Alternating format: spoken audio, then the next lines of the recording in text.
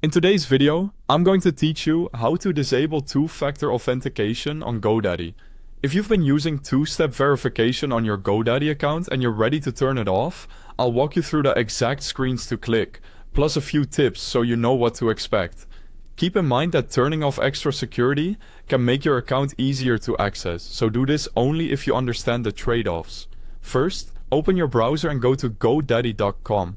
Then sign into your account with your usual login credentials. To make it easy, I've placed the official GoDaddy link at the top of the description, so you can click that and go straight there. Once you're signed in, look to the top right corner of the page and click your profile icon.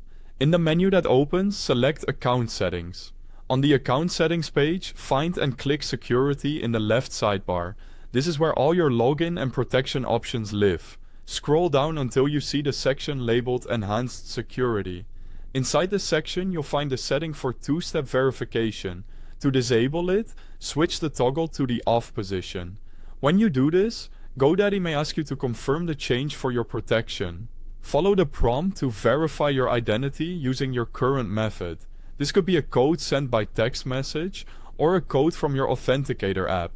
Enter the code as requested, and the toggle will turn off once the verification succeeds.